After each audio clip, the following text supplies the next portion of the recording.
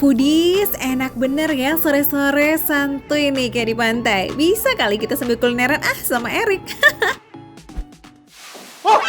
Aduh, bakaran, bang, cepet, dia lu, malah ketawa lu, bakaran ini.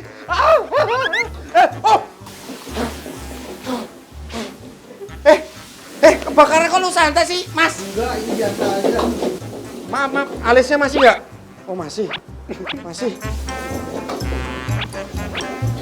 Nah itu tadi apa sih? Diajak ngomong ini, Gimana Rik? Udah inget dong nama warungnya? Yes, ini dia Pondok Ikan Bakar Babe Haji Lili. Warung spesialis ikan bakar ini emang punya teknik masak yang bikin heboh sedapur. Ingat ya Rik, ini bukan kebakaran, tapi namanya teknik masak flammable. Jangan norak gitu Emang sih rada ngeri ya, karena apinya heboh banget kayak ngebakar penggorengannya. Padahal enggak loh, ini dalam dunia perkulineran udah biasa banget foodies. Nah di Pondok Ikan Bakar Haji Babe Lili ini nih ada beragam menu seafood. Yang sekarang lagi dimasak kerang saus padang.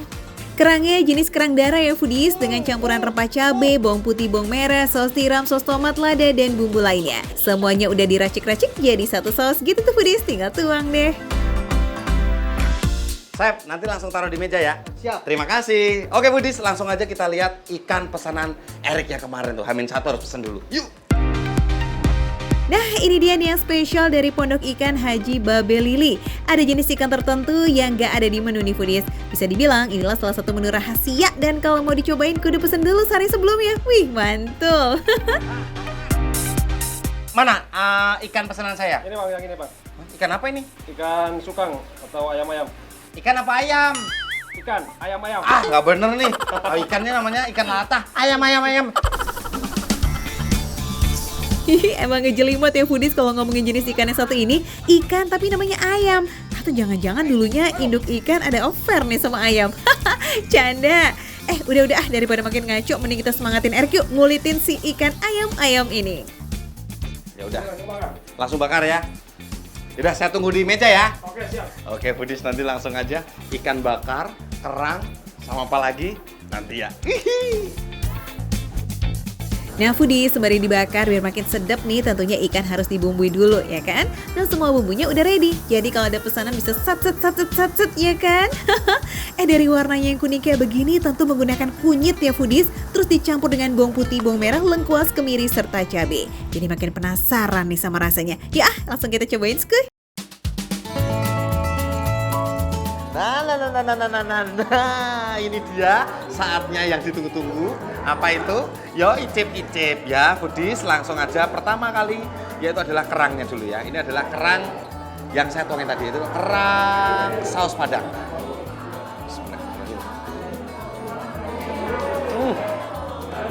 Bumbunya jos.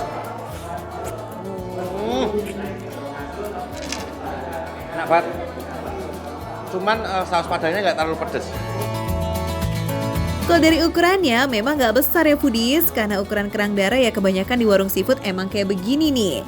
Tapi meskipun kecil-kecil rasanya jos gandos loh, karena diolah dengan bumbu saus padang yang gurih abis. Dan yang pasti kerangnya fresh, jadi nggak bau gitu tuh. Bumbunya ini ya. Salah, ini minyak goreng. Meskipun kena prank salah icip, tapi nggak menyurutkan semangat Erik buat hajar terus nih si kerangnya foodies. Karena emang bener loh ini rasanya wena. Renyah banget Budis. Terus kayak disiram telur asin, kayak makan udang campur telur asin, namanya udang telur asin ya. Ada kerang, pastinya ada udang ya foodies. Nah kalau biasanya di warung seafood lain udah diracik dengan bumbu asam manis atau saus tiram, kalau di sini nih kalian bisa pilih saus telur asin. Wih, spesial yes. Dan sebelum diracik pakai saus telur asin, udangnya dibalut dengan tepung crispy. Ih, lazis.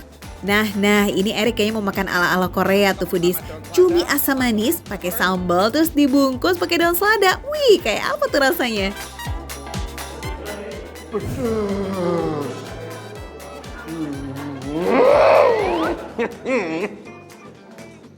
Seneng aku. Ada nanasnya.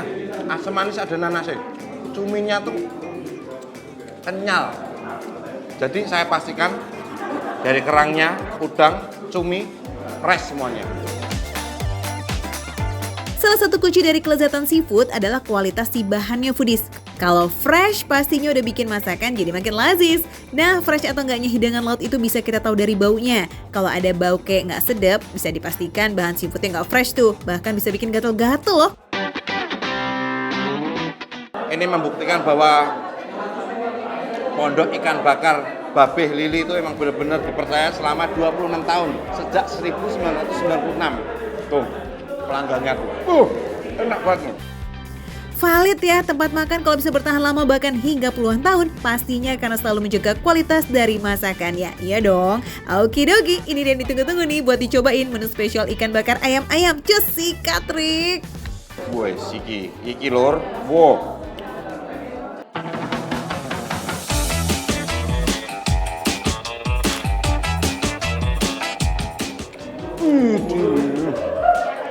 Ikannya teksturnya tuh lembut banget. Jenis ikannya ini termasuk ikan manis. Karena apa? Dari sininya, kalau ikan dibakar, kerasa manis itu ikannya berkelas bro. Nah, selain ada sambal terasi tadi foodies, ada di sini nih disediain juga sambal tomat dan sambal dabu. Untuk jenis sambal dabunya ini kering foodies dengan potongan cabai rawit, tomat, timun, dan bawang merah. Agak beda ya dari sambal dabu biasanya. Dan begitu dicampur sama ikannya, ulala, jos abis. Fresh dari sambalnya bercampur dengan kenikmatan ikan ayam-ayam yang manis, nagih banget. Sambal tomatnya ada terinya. Wah mantep nih. Jos lor. Jos, foodies. Erik ini emang si raja sambal ya foodies. Sambal tomat itu bukan cuma jadi cocolan tapi juga digadoin. OMG. Jadi foodies, semua sambal di sini ketika dicampur dengan ikan rasanya matching semuanya. Bikin keringetan. Karena bumbu ikannya ini juga mempengaruhi banget nih rasa dari si ikannya. Meskipun pakai bumbu kuning tapi kunyitnya nggak nyenget dan rasanya tuh manis sempurna. Begitu dijodohin sama sambal, wah rasanya seia sekata itu serasi. Kayak kamu sama aku. Nah yang ini nih ya, jangan sampai ketinggalan nih plecing kangkung khas pondok ikan bakar Babeh Haji Lili. Wih, dari tampilannya aja udah nyegerin banget ya. Ada kacang tanah goreng, kangkung, dan juga toge. Sambal mentah. Seger. Pedesnya jos, ini serasa ditampar pakai cabai nih foodies. Buat yang suka banget sama pedes, wah cocok banget nih.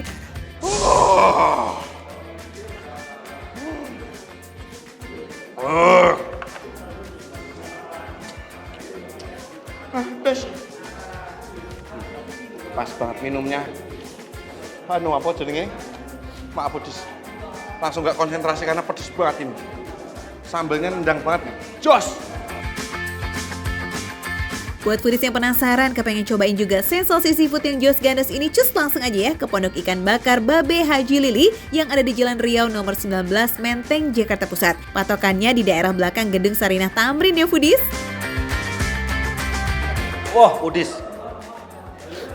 Udah nyobain kerang saus padang, udang telur asin, cumi asam manis, sama yang the best sellernya ini ikan bakarnya pondok ikan bakar Babeh Lili. Bikin konsentrasi saya buyar, rahang geser, bibir, aduh, pokoknya komplit pokoknya. Kalian harus coba foodies. Makan receh, menu receh, rasanya nggak recehan.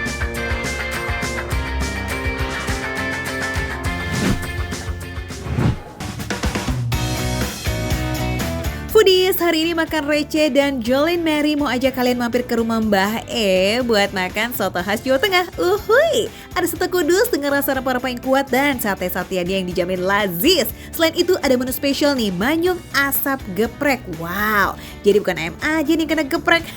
Kalau sama Mbah E mah manyung juga kena foodies. Nah, Jolin udah sampai nih di rumahnya Mbah E. Kelihatan kan depannya ada gebyoknya. Wih, terasa banget ya khas rumah adat Kudus nih foodies. Pak, kok itu ada itunya sih Pak? Kan bikin sandung Pak. Oh, gitu. Terus ini juga tadi saya hampir kepentok. Jadi iya, ini namanya gebyok Mbak. Jadi kalau di rumah Jublul, rumah Jawa, emang bentuknya seperti ini. Jadi supaya orang kalau masuk itu ini sopan santunnya kalau orang Jawa itu harus kulon nuwun gitu. Gebyok emang punya banyak filosofi foodies. Selain dulu sebagai pembatas antara pendopo dengan jogo satru, bagian atas dan bawah gebyok ini juga sengaja dibuat sekat biar yang masuk rumah jadi lebih tertib dan sopan. Foodies, ini dia. Mas, aku mau menggrecok sedikit boleh ya? Nah, Mas, aku dengar tuh di sini ada soto Kudus yang enak banget. Boleh nggak bikinin aku satu? Kita bikin yuk foodies.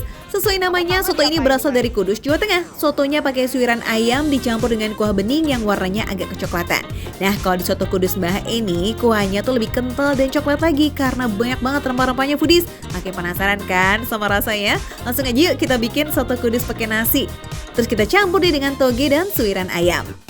Nah, ini dia nih foodies, pemilihan ayamnya di sini cuma pakai ayam kampung betina aja karena lebih wangi dan bikin rasa kuahnya lebih lazis karena sudah diungkep bareng sama bumbu. Wih, mantap. Mas, aku penasaran dari tadi. Mangkoknya mini banget. Ini tuh emang ciri khasnya soto Kudus apa gimana sih? Iya, memang dari itu. Oh, gitu ya tuh. Biasanya kan kalau mangkok tuh kan gede-gede ya, tapi ini tuh kayak imut banget. Mangkok boleh kecil tapi isinya ngenyangin dong foodies. Suiran ayamnya udah, oke kita kasih yuk bawang goreng, seledri, dan bawang putih goreng. Wuhuu. Oh, Mas, aku boleh coba kuahin nggak? Boleh ya? Yeay! Kuahnya mendidih banget. Wah, foodies. Ini enak banget nih pasti nih. Kuahnya dengan semua rempah-rempahnya nih, foodies lihat nih.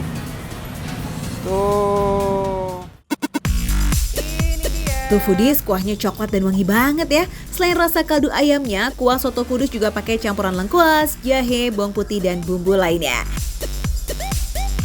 Mas, di sini katanya ada menu spesial lain lagi. Iya, emang ada. Ada apa tuh? Ada manyung asap geprek. Boleh, aku pesen satu ya. Let's go, semua makanan udah jadi. Ada soto Kudus campur nasi, teh sereh anget, nikmatnya, dan manyung asam geprek. Nah, ternyata foodies, ini dia nih ikan manyungnya. Ikan manyung ini udah bersih dari tulang dan masaknya diasepin terus pakai bumbu cabai. Ini kita cobain dulu tanpa ditaruh sambal.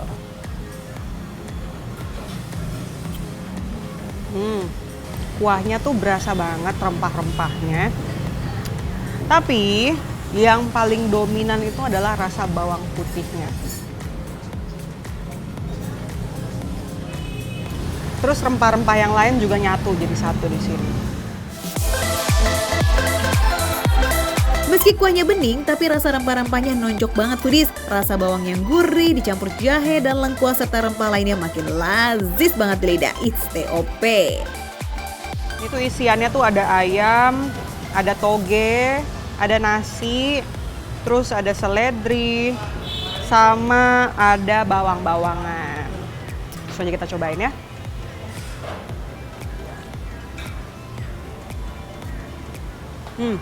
Enak banget foodies. Enak banget. Apalagi yang suka makanan khas Indonesia, menurut aku ini enak banget. Yang paling nagih nih, ayamnya foodies. Rempahnya tuh berasa banget di setiap suirannya. Jadi kayak makan ayam dibumbuin nih. Dan meski ayamnya ikut dimasak bareng sama kuah, soto Kudusnya nggak ada bau amis ayam sama sekali. Malah dominan wangi rempah yang kuat dan juga segar dan bikin makin ngiler. Apalagi kalau dikasih jeruk nipis, kecap, dan sambal-sambalan. Jos!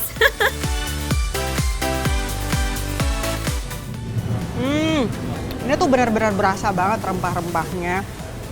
Terus, satu yang paling aku notice di sini.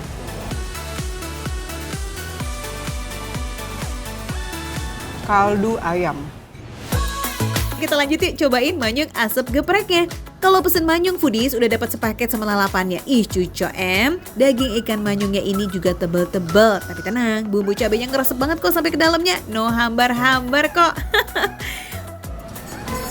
Sesuai judulnya, rasa smoky-nya, rasa asapnya tuh berasa banget.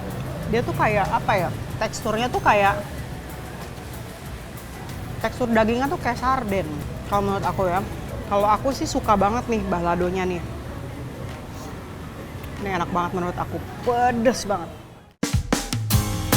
Wah, Jolin sebagai orang Manado udah bilang pedes, berarti ini mau fix pedes pakai banget foodies. Makanya dikasih lalapan deh tuh biar bisa ngademin lidah pas kepedesan.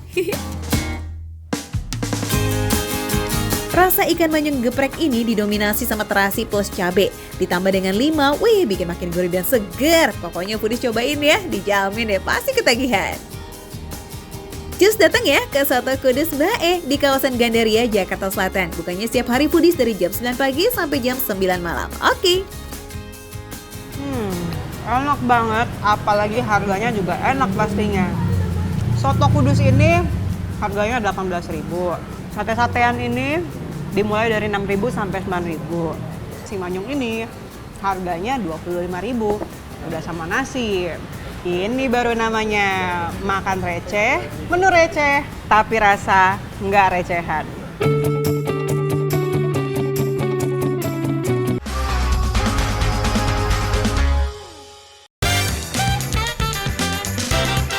Foodies, pernah denger gak ada kue yang bisa goyang? Iya cius foodies, beneran. Namanya fluffy pancake atau souffle pancakes. Ih, gemoy banget gak sih? Ini itu kira-kira bisa goyang pakai lagu Ojo Dibandingke gak ya? Widih, cucok em.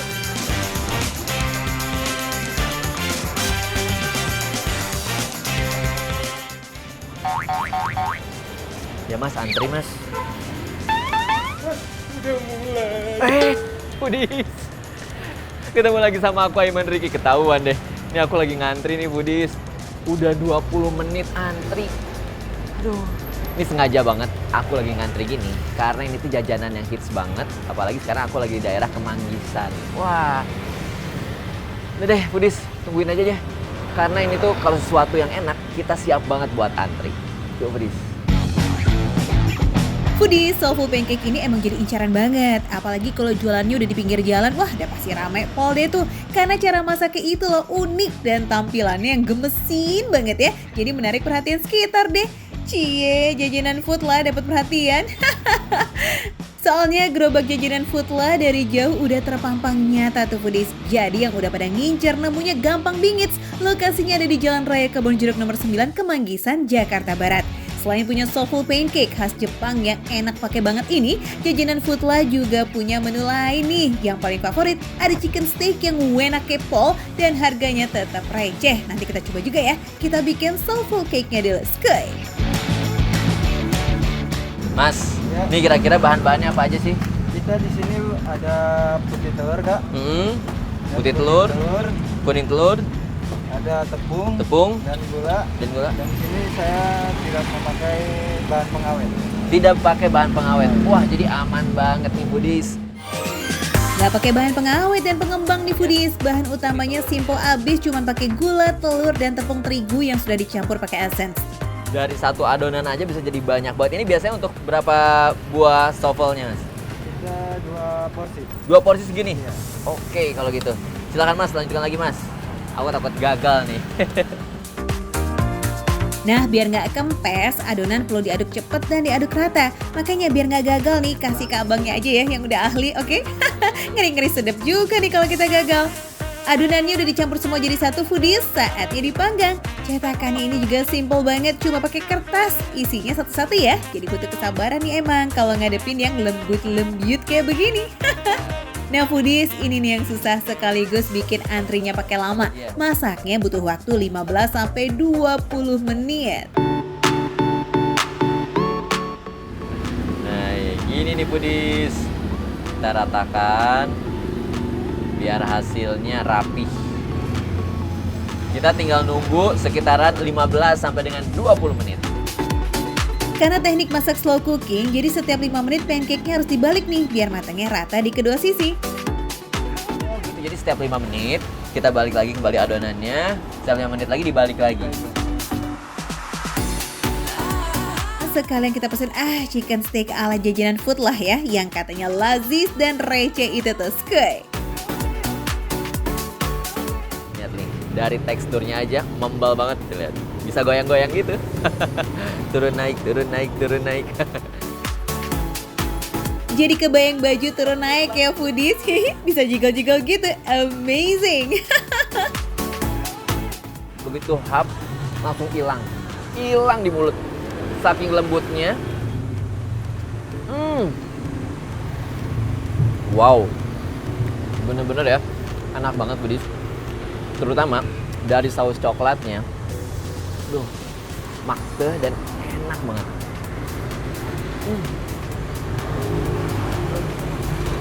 Kayaknya cuman kalau order satu kayak kurang deh foodies. Karena tekstur yang fluffy kayak sponge, jadi pancake-nya harus dimakan pas lagi anget-angetnya nih. Nanti kalau kelamaan bakalan kempes tuh foodies. Jadi happy banget foodies. Asli ini bikin happy banget. Pancake yang lembut, kemudian juga di mulut itu ya, nggak ada rasanya, kayak langsung hilang. Mungkin dari perpaduan bahan-bahannya dengan cita rasa bahan-bahannya tuh yang tanpa bahan pengawet. Kalau misalkan pakai bahan pengawet itu pasti bakalan membal banget. Cuma kalau nggak pakai bahan pengawet, ini lama-kelamaan itu bakalan turun kembali. Nah, tapi menurut aku ini tuh paling enak kalau disajikan saat panas. Bisa bayangin kan foodies, lembut dari pancake nyatu dengan toppingnya, ada manisnya coklat dan segernya mangga, apalagi pakai es krim. Aduh, meleleh mah itu di mulut, fix banget. So full pancake-nya, makan receh approve ya foodies. Foodies, nih tekstur dalamnya, lihat. Nih, ini tekstur dalamnya. Kelihatan banget kan empuknya seperti apa. Kita cobain ya. Bismillah. Saus dari mangonya ini seger banget. Ada asamnya, ada manisnya, tapi lebih seger lagi. Kalau tadi aku merasakan nikmatnya dari rasa coklatnya, tapi ini saus dari mangganya ini enak banget. Kok kita malah sikat dessert duluan sih? Judulnya kan makanan penutup keles. Itu main course-nya nih, si chicken steak-nya. Kok malah dianggurin ya? Susah ya emang kalau udah lihat yang gemoy-gemoy kayak begini. Just Aiman, kita pindah menu. Chicken steak-nya pakai saus black pepper nih foodies. Nah kalau foodies nggak doyan, ada kok pilihan rasa barbecue-nya juga. Bumbunya itu ya, nggak dari black peppernya doang, tapi di dalamnya itu, di dalam ayam itu berasa banget. Mungkin karena dari ayamnya ini dimarinasi selama 24 jam. Jadi bumbunya tuh merasuk banget sampai ke dalam, sampai ke bagian-bagian dagingnya tuh juicy banget dan enak banget. Nah foodies, kalau mau mampir, jajanan Foodlah di Kemanggisan ini buka dari jam 11 pagi sampai jam 11 malam. Just gaskan, kita jajan 2 menu yang udah makan receh, cobain ya. Patut banget nih untuk dibilang makan receh. Menu receh, tapi rasanya gak recehan. Ini enak banget nih foodies.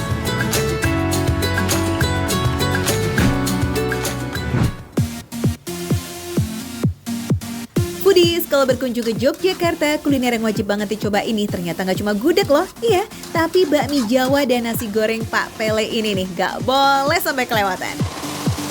Berjualan sejak tahun 1983, warung ini termasuk salah satu kuliner legend di Jogja. Meski jualannya gerobakan dan beratap tenda, toh pengunjung yang datang selalu ramai dong. Mulai dari warga Jogja hingga para wisatawan dari berbagai daerah foodies. Saking larisnya, setiap hari warung milik Mas Suharjiman ini bahkan bisa menjual sampai lebih dari 200 porsi. Wow! Bukanya dari jam 6 sore foodies, biasanya pengunjung cukup nunggu pesanannya datang selama 10 hingga 20 menit. Tapi sekitar jam 8 malam nih, pas lagi puncak rame-ramenya tuh foodies, jangan heran kalau banyak pengunjung yang harus rela antri sampai 1 jam. Iya, 1 jam beneran foodies. Luar biasa ya. Nah, untuk menu yang disajikan di sini ada seabrek pilihan. Mulai dari bakmi goreng, bakmi godok alias bakmi rebus, dan bakmi nyemek yang kuahnya sedikit. Terus juga ada nasi goreng, magelangan, hingga rica-rica ayam. Foodies, untuk menu bakmi nih, jenis mie yang digunakan di sini ada 2 macam, yakni mie kuning dan mie bihun putih. Di samping bisa memilih salah satu, pengunjung juga bisa request campuran keduanya. Nah, untuk memasak bakmi godok, pertama-tama rebus kocokan telur bebeknya dulu. Berikutnya masukkan bumbu rempah dan mie beserta suiran daging ayam kampung. Tambahkan juga penyedap rasa, lalu aduk deh sampai merata selama 3 hingga 5 menit. Ini dia bakmi Jawa Godok udah siap buat disajikan. Mau? Oh iya, tak lupa juga nih ada irisan daun seledri dan bawang goreng sebagai toppingannya ya. Nah foodies, menyantap bakmi godok ini nih paling pas ditemani sama acar dan cabai rawit. Juga ditemani sama kamu sih. Iya. By the way foodies, untuk menu bakmi dan bihun goreng atau rica-rica ayam di sini semuanya dimasak dengan kecap manis. Sesuai lah ya dengan karakter masakan Jawa yang rata-rata bercita rasa manis. Dan agar semua pesanan cepat tersaji, tungku angklenya nggak cuma 1, melainkan ada 3. Wih, ajib banget ya. Nah sekarang yuk kita icip-icip nih masakannya. Foodies, bakmi godoknya nih benar-benar lezat loh. Udah gitu ukuran bakmi kuning di sini lebih besar dibandingkan bakmi biasanya. Cita rasa dari kaldu ayamnya itu loh ngeresep pakai banget. Sensasinya pas banget di lidah. Unsur telur bebeknya bikin masakannya jadi makin berasa gurih banget. Ditambah lagi sama suiran ayam kampungnya yang juga lembut abis ketika digigit. Aduh, super maknyos mah ini. Jujur dari berapa tempat yang jual bakmi, saya lebih favorit di sini. Nah untuk harga nih, nggak pakai mahal dong, makan receh gitu loh. Seporsi makanan di sini cuma dibanderol 25.000. Lumayan receh dong buat makanan legend yang super mantul kayak begini ya kan?